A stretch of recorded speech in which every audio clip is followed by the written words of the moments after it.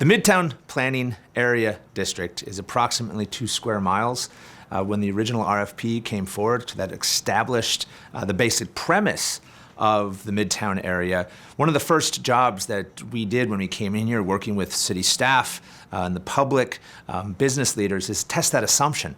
Does that stage that we initially talked about, did it make sense?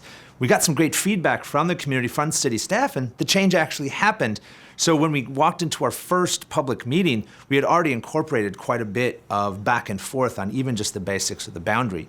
When we started going through those boundaries, we also began to recognize that we couldn't tackle the entirety of the Midtown area as a single cohesive unit.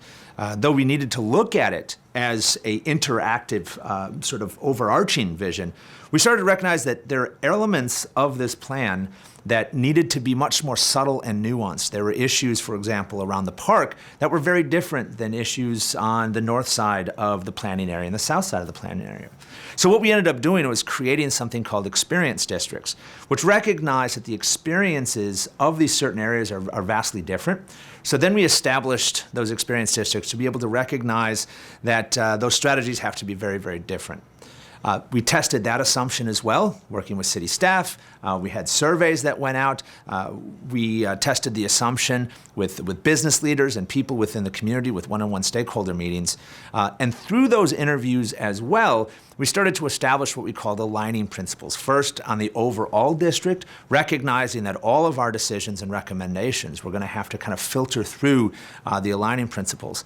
And then we did aligning principles for each individual district, recognizing that while we did have those overarching themes, that we also wanted to make sure that we had aligning principles for the individual and specific experience districts.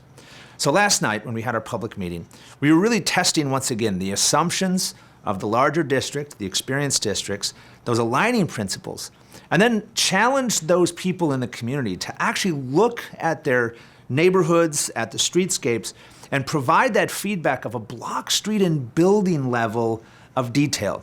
These are the people that live and work in this community and know it far better than we do.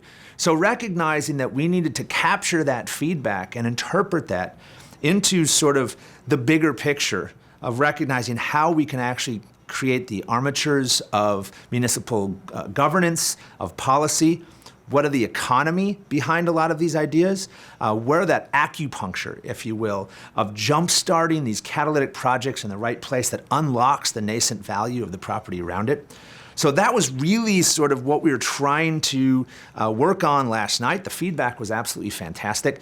Now, there are people that walked in that certainly had expressed frustration earlier, that spoke positively of the direction we were going. There are other people that continue to challenge us, and we have still work to do to make sure that those folks that are challenging us on some of our assumptions can hear their own voice in our final recommendations.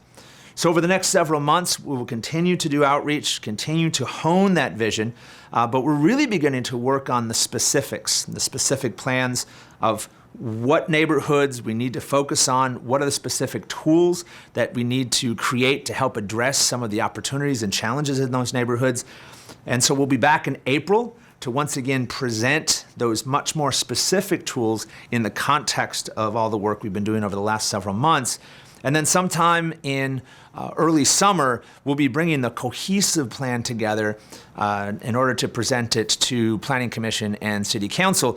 And so there's a numerous amounts of ways that the community can continue to provide their feedback.